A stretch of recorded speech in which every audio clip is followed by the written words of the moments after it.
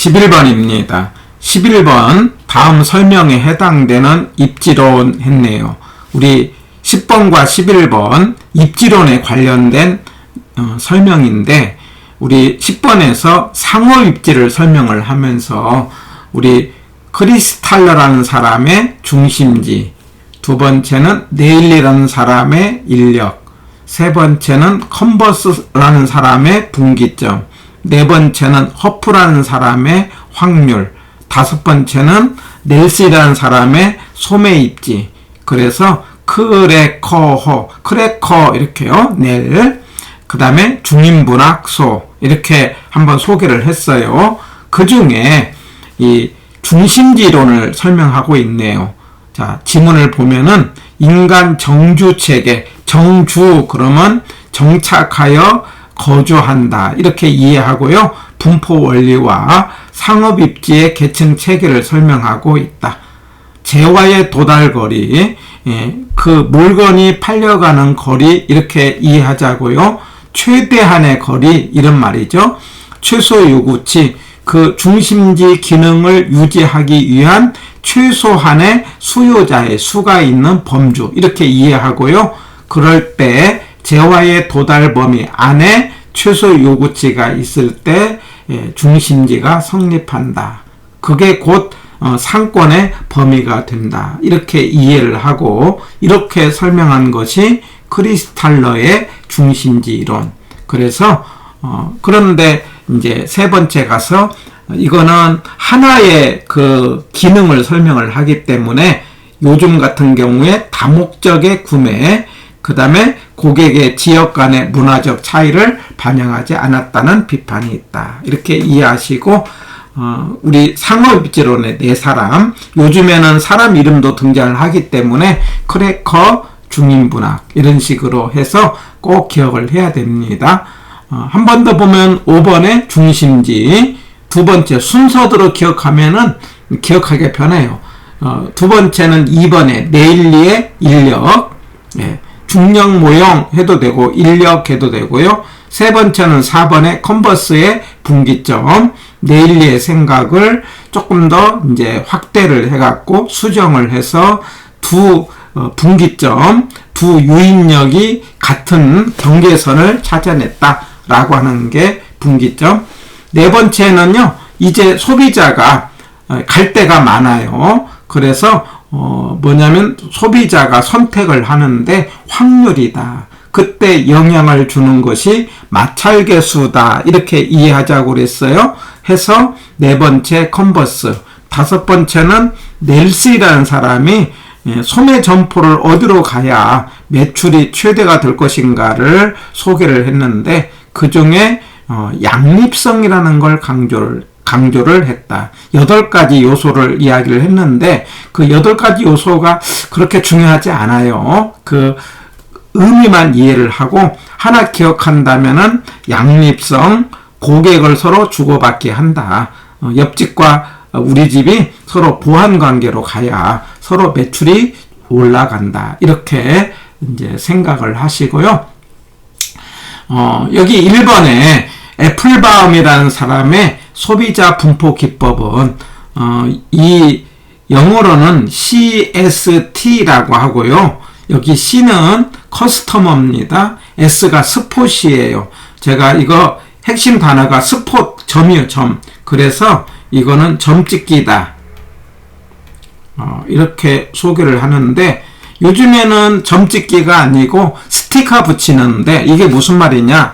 우리 점포에 큰 지도 하나 갖다 놓고 그 우리 점포에 오는 손님들이 어느 지역에서 왔는가 그 지역에 대해서 이제 출발 지점, 그래서 어떤 곳에서는 고객 출발 기법 이렇게 이야기를 합니다. 사는 지역에다가 동네에다가 스티커 붙여달라 이렇게 요구하는 거죠. 그러면 우리 점포에 오는 손님들이 어느 지역에 왔는가를 한눈에 보이니까 우리가 판매 수립 전략에 응용할 수가 있겠죠. 그래서 소비자 분포, CST, 점찍기, 스티커 붙이기 뭐 이런 식으로 이해를 하시면 되겠어요. 그래서 11번의 정답은 5번이 되겠고 우리 11번에서는요, 지문 연습을 통해서 도시와 도시 지대에 관련된 내용으로 우리 공부를 해보려고 하는 겁니다.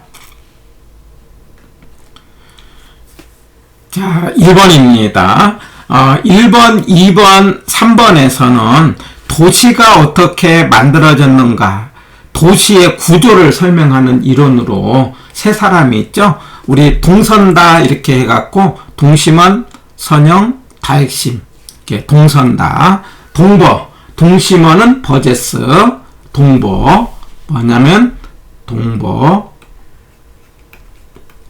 그 다음에 선영은 선호, 호이트, 다핵심은 해울, 해리스와 울만, 이렇게요. 두 사람입니다. 동선다, 동심원. 그래서 도시가 동심 그러면 원 모양으로 5개 모양으로 퍼져갔다. 그 5개가 중전마마 저 고통스러워요 이렇게 기억납니까? 중심 업무, 전이, 저소득, 고소득, 통근자, 이런 식으로 5개 모양으로 도시가 퍼져갔다 라고 설명한 것이 버제스의 동심원 이론이죠.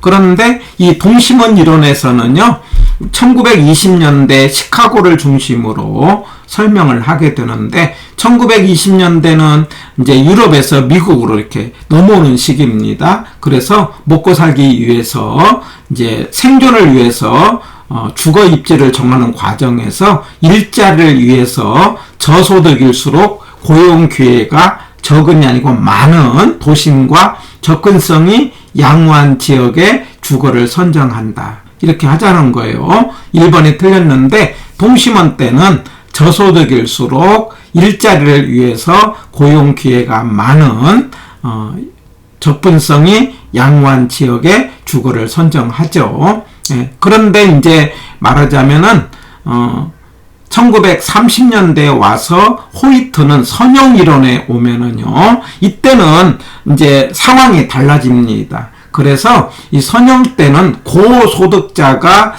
주거 입지를 선도를 해요. 그래가지고 이제 어떤 일이 생기느냐, 동심원 때는 저소득자가 교통이 좋고 그 다음에 이제 접근성이 양호한 곳에 가지만은 선형 때는 이 선이라는 건 부채 모양이라고 그랬죠. 교통로를 따라서 퍼져가는데 고소득자가, 여기서 저급주택지가 아니고 고급주택지가 고용 기회가 많은 도심과 교통이 편리한 지역에 선형으로 입지를 한다. 그래갖고 고소득자에 따라서 고급주택지가 이렇게 되면은 고소득자가 들어오는 거죠. 네, 소득에 맞게 들어옵니다. 이렇게 해서 선형 이론을 주도하는 것은 고소득자가 주도를 한다라고 설명을 하는 거죠. 3번도 틀렸습니다. 그리고 이제 2번에 동심원 때는 중전마마 저고통이니까는요, 중전 저고통이니까 말하자면 가운데가 중심업무지고 상업지구입니다. 전이, 그 다음에 저소득, 고소득, 통근자, 이런 순서니까 고소득층은 점이라고도 하고 전이라고도 합니다. 변해간다 이런 뜻이에요. 전이, 점이, 천이 이렇게 이야기할 수 있어요. 그런데 어디가 더 가깝습니까? 도심에 전이가 가깝고요. 그 다음에 이 전이지대는 더 주거 환경이 열악하기 때문에 나중에는 슬럼으로 되는 겁니다. 그래서 동심원 때는 도심으로 갈수록 주거 환경이 악화되고 더 질병이 많아진다. 슬럼이다. 슬럼은 도심에 있다. 이렇게 이해를 하고 문제를 풀어갑니다. 그래서 2번도 틀렸다. 순서가 틀렸죠. 그리고 나서 이제 다핵심은 두 사람이에요. 해리스와 울만이 이제 40년대에 와갖고 외곽으로 도시가 분산한다 라고 설명한 것이 이제 동선다, 동심원, 선형, 다핵심에 관련된 이론으로 기억을 해주시고요. 그 다음에 4번부터는 이제는 도시에 있어서 그럴 때 도시의 땅의 대가, 도시 지대를 설명할 때 우리 두 사람, 헤이그의 마찰 비용, 그 다음에 아릿, 알론소의 입찰지대. 이 두 사람은 도시에 있어서의 이제 그 입지를 하는데 지대를 설명할 때 설명하는 중요한 말입니다. 잘 나오고 있는 거니까 말하자면 마찰 그러면은 방해가 되게 한다 이거죠. 그럴 때 교통비와 지대다, 교지다 이렇게 기억하고 그때에 이 교통비의 중요성을 강조했다라고 설명한 것이 헤이그의 마찰 비용. 그 다음에 알론소라는 사람이 이제 고립국 이론을 발전을 하는 거죠. 이 알론소는 이제 초창기 학파가 고전 학파고요. 알론소는 신고전 학파에 이제 해당되는 사람인데 입찰 그러면 경쟁 이렇게 하자고 그랬어요. 그래갖고 최대 뭐냐면 대가를 지불하는 용의가 있는 사용자로 사용하게 되면서 우리가 도시면은 경쟁자가 많아서 땅값이 비싸면서 이렇게 이제 그림이 만들어지는데 이걸 입찰지대 곡선하고 맞죠? 그래서 4번과 5번은 맞는 지문. 입찰지대 경쟁을 통해서 최대 알론소, 마찰비용, 교지, 헤이그 자꾸 반복해서 용어 정리를 해보시기 바랍니다. 자, 6번, 7번, 8번을 통해 갖고 이제 고전학파에서는 이제 농촌의 지대, 우리가 리카도의 차액지대, 막스의 절대지대, 튀넨의 위치지대 이렇게 고립국 이론 이런 식으로 이제 고전학파에 속하는 사람들을 이야기를 합니다. 그리고 나서 두 번째 이제 등장한 게 신고전학파죠.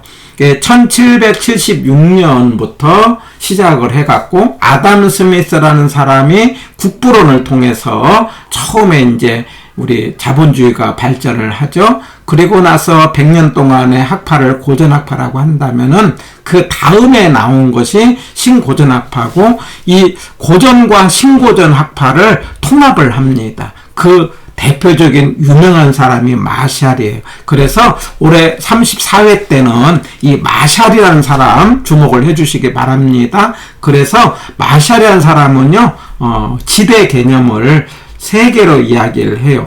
순수지대, 준지대, 그 다음에 공공발생지대 이렇게요.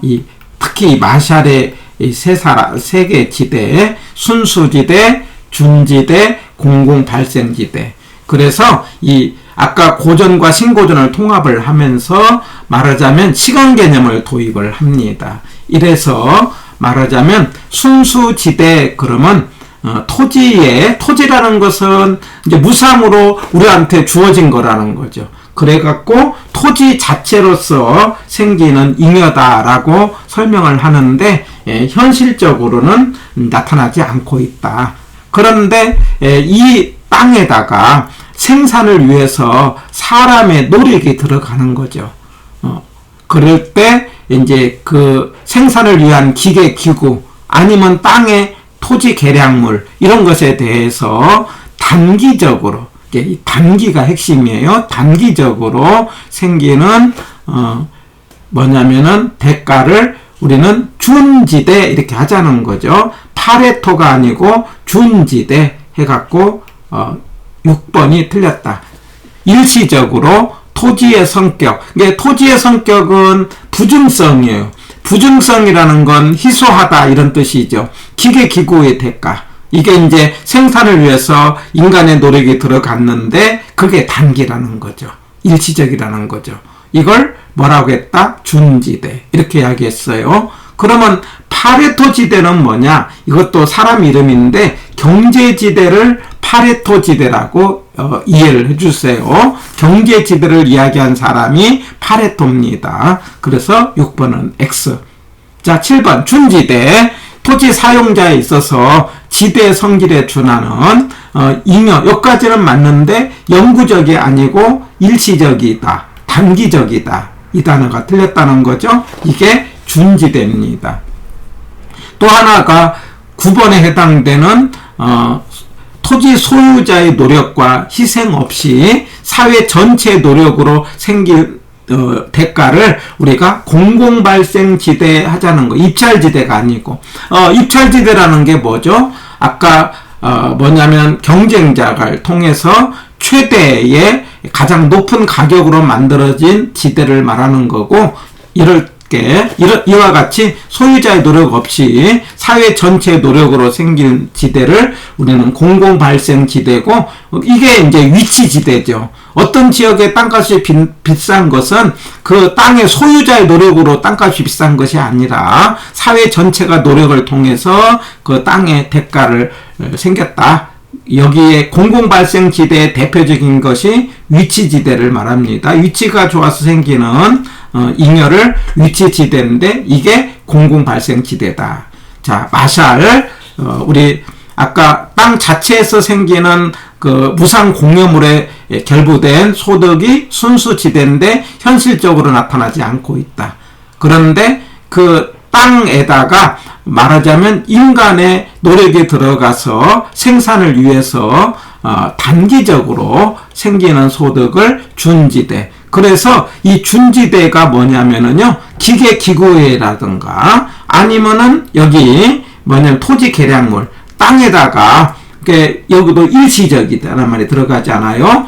생산을 위해서 인간의 노력이 들어간 것이 준지대. 그리고 사람의 노력 없이 사회 전체가 만들었다. 공공발생지대. 이거 세 개 꼭 기억하시고. 자, 그런데 그러면 이제 파레토 지대를 경제지대라고 하는데 뭐냐? 아까 준지대는 일시적으로 생기는 소득이라고 했을 때 그게 일시적이 아니고 영구적으로 말하자면은 이제 그 단기를 없애고 장기적으로도 그 땅에서 생기는 그 초과이윤의 성격이 생기는데 이걸 뭐라고 하는 거냐? 경제지대. 그건 왜 그러느냐? 공급이 적을 때는 공급이 부족해서 생기는 초과이윤 개념이다. 그것이 경제지대고, 그러면은 그 경제지대는 공급이 부족할수록 경제지대가 커지니까 공급이 부족하다는 것은 공급이 비탄력일수록 경제지대는 커진다. 그 경제지대를 파레토 지대다. 이렇게 문제를 풀어갔어요. 자, 그러면은 8번에 해당되는 어떤 생산 요소가 다른 용도로 바꾸지 않고 현재 용도로 사용되고 있는 최소한의 지급액을 전용 수입이라고 하자. 전용 수입. 그래서 8번도 틀렸다. 전용 수입. 그래서 생산 요소의 대가는 현재 받는 돈, 전용 수입. 현재 받는 돈을 포기하고 더 받는 돈, 제가 이렇게 표현을 하는데 경제지대. 이 두 개를 합쳐서 생산 요소의 대가가 된다. 그래서 현재라는 단어가 핵심, 최소한의 이런 단어가 핵심, 이게 전용, 기회비용의 성격이에요. 기회비용 포기하고 돈을 더 받으려고 할 때 생기는 초과이윤을 경제지대고, 더 받는 것이 많아지려면 공급이 부족할수록 더 커진다. 이렇게 기억을 하고요. 아마도 이번 34회 때는 6번부터 10번까지 문제에서 한 문제 출제될 가능성이 있기 때문에 꼭 반복하셔서 내 것으로 만들어 보시기 바랍니다.